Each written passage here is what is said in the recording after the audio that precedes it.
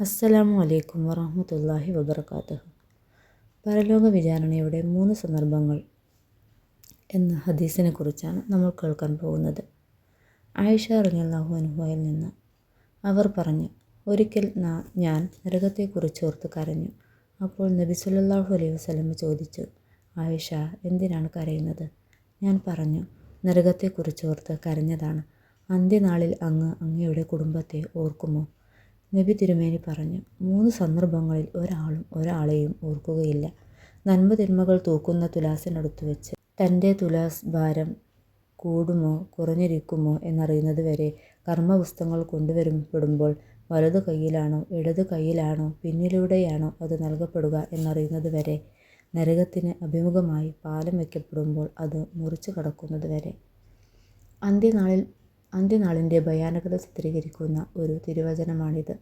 പ്രപഞ്ച സംവിധാനങ്ങൾ തകർക്കപ്പെടുകയും മനുഷ്യരൊന്നടങ്കം പുനരുജ്ജീവിപ്പിക്കുകയും ചെയ്യുന്നതിന് ശേഷം കടന്നുവരുന്ന കണക്കെടുപ്പ് ദിനം എത്രമാത്രം ഭീതിജനകമാണെന്ന് ഓർമ്മപ്പെടുത്തുകയാണെന്ന് പ്രവാചകൻ സല്ലല്ലാഹു അലൈഹി വസല്ലം. വിചാരണ നാളിൻ്റെ ഭയാനകത വ്യക്തമാക്കുന്ന ധാരാളം ഖുർആൻ ഹദീസ് വചനങ്ങളുണ്ട്. ഭയം നിമിത്തം മനുഷ്യൻ അന്ന് മറ്റെല്ലാം മറന്നു പോകുമെന്ന് ഖുർആൻ ഓർമ്മിപ്പിക്കുന്നു. ഭാരമേറിയ ദിനം എന്നും കൊച്ചുകുട്ടികളെപ്പോലും നരബാധിച്ചവരാക്കുന്ന നാൾ എന്നുമൊക്കെയാണ് മറ്റൊരിടത്ത് ഖുർആൻ ആ ദിനത്തെ വിശേഷിപ്പിച്ചിട്ടുള്ളത്. ആയിഷ റളിയല്ലാഹു അൻഹ പറയുന്നു, പ്രവാചകൻ സല്ലല്ലാഹു അലൈഹി വസല്ലം ഒരിക്കൽ ഇപ്രകാരം പറയുന്നത് ഞാൻ കേട്ടു. പുനരുദ്ധാന നാളിൽ നഗ്നപാദരും വസ്ത്രം ധരിക്കാത്തവരും ചേലാകർമ്മം ചെയ്യാത്തവരുമായ നിലയിലായിരിക്കും ആളുകളെ ഒരുമിപ്പിച്ച് കൂട്ടുക. ഞാൻ ചോദിച്ചു, അപ്പോൾ സ്ത്രീകളും പുരുഷന്മാരും അവരുടെ നഗ്നതയിലേക്ക് പരസ്പരം നോക്കുകയില്ലേ? നബി സല്ലല്ലാഹു അലൈഹി വസല്ലം പറഞ്ഞു, പരസ്പരം നോക്കാൻ കഴിയാത്ത വിധം കടുപ്പമേറിയതായിരിക്കും അന്നത്തെ അവസ്ഥ. അന്ത്യനാളിൻ്റെ തീക്ഷ്ണത വ്യക്തമാക്കുന്ന 3 സന്ദർഭങ്ങളെക്കുറിച്ചാണ് ഹദീസ് ഓർമ്മപ്പെടുത്തുന്നത്. നന്മ തിന്മകളുടെ തുലാസിൽ വ്യക്തിയുടെ ശരിതെറ്റുകൾ തൂക്കി കണക്കാക്കുന്ന അവസരമാണ് അതിലൊന്ന്. തിന്മയെ അപേക്ഷിച്ച് നന്മയുടെ തുലാസ് ഭാരം തൂങ്ങുമ്പോഴാണ് അള്ളാഹുവിൻ്റെ കാരുണ്യത്തിനും സ്വർഗപ്രവേശനത്തിനും ഒരാൾ അർഹനായി തീരുന്നത്.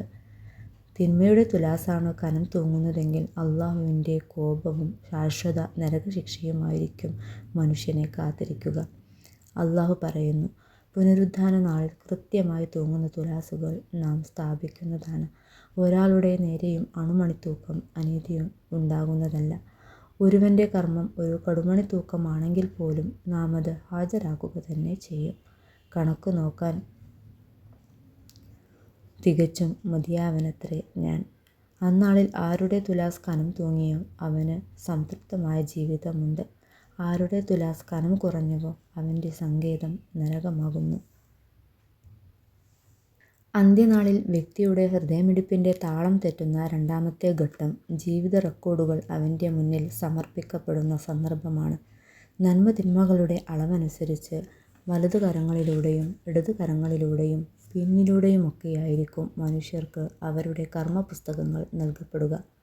ജീവിതത്തെ സൽക്കർമ്മങ്ങൾ കൊണ്ട് നിറച്ചവർ വലതു കരങ്ങൾ കൊണ്ട് ഗ്രന്ഥം സന്തോഷപൂർവ്വം ഏറ്റുവാങ്ങുന്നു. അവർ ആനന്ദത്തോടെ തങ്ങളുടെ കൂട്ടുകാർക്കിടയിലേക്ക് ഓടിച്ചെല്ലുമെന്നും ജീവിതരേഖ അവരെ വായിച്ചു കേൾപ്പിക്കാൻ ധൃതി കാണിക്കുമെന്നും ഖുർആൻ വിവരിക്കുന്നു. എന്നാൽ ഇടതു കൈകളിൽ ഗ്രന്ഥം ഏറ്റുവാങ്ങിയവർ ഇങ്ങനെ വിലപിച്ചുകൊണ്ടിരിക്കും, കഷ്ടം, എനിക്കെൻ്റെ കർമ്മപുസ്തകം കിട്ടാതിരുന്നെങ്കിൽ എത്ര നന്നായിരുന്നു. എൻ്റെ വിചാരണ എന്തെന്ന് ഞാൻ അറിയാതിരുന്നെങ്കിൽ കഷ്ടം. ഇഹത്തിലെ മരണം തന്നെ എൻ്റെ കഥ കഴിച്ചിരുന്നെങ്കിൽ. എൻ്റെ ധനം എനിക്കൊന്നും പ്രയോജനം ചെയ്തില്ല. എൻ്റെ അധികാരങ്ങളൊക്കെയും തീർന്നു പോവുകയും ചെയ്തു. ജീവിതരേഖകളുടെ കൈമാറ്റത്തിനും നന്മ തിന്മകളുടെ തൂക്കി കണക്കാക്കലിനും ശേഷം വിചാരണയുടെ ഒടുവിൽ ഓരോ മനുഷ്യനും നരകത്തിനു മീതെ ഒരു പാലത്തിലൂടെ കടന്നു പോകേണ്ടി വരും. സജ്ജനങ്ങൾ ആ മാർഗം വേഗത്തിൽ മുറിച്ചു കടന്ന് സുരക്ഷിതരായി സ്വർഗത്തിൽ എത്തിച്ചേരുന്നു. ദുർജനങ്ങൾ അടിതെറ്റി ആഴമേറിയ നരകത്തിൽ വീഴുന്നു. അള്ളാഹു പറയുന്നു, നിങ്ങളിൽ ആരും തന്നെ നരകത്തിൻ്റെ സമീപത്തെത്തിച്ചേരാതിരിക്കുകയില്ല. തീരുമാനിക്കപ്പെട്ട കാര്യമത്രേ അത്. അങ്ങനെ ദൈവഭക്തരായിരുന്നവരെ നാം അവിടെ നിന്നും രക്ഷപ്പെടുത്തുന്നു. ധിക്കാരികളെ നരകത്തിൽ വീണവരായി ഉപേക്ഷിക്കുകയും ചെയ്യും.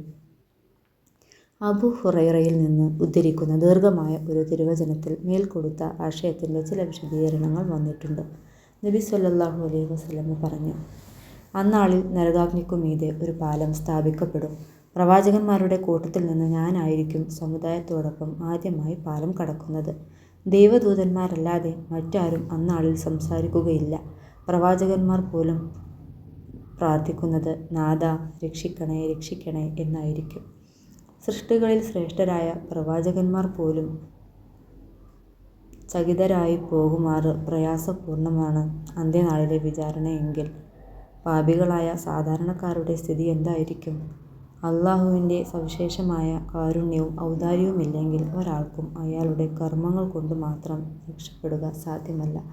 നബി സ്വല്ലല്ലാഹു അലൈഹി വസല്ലമ പറഞ്ഞു, അള്ളാഹുവിൻ്റെ കാരുണ്യം കൂടാതെ ഒരാൾക്കും സ്വർഗപ്രവേശനം സാധ്യമല്ല തന്നെ. അനുചരന്മാർ ചോദിച്ചു, താങ്കളും അങ്ങനെ തന്നെയാണോ പ്രവാചകരെ? അവിടുന്ന് പറഞ്ഞു, ഞാനും അപ്രകാരം തന്നെ.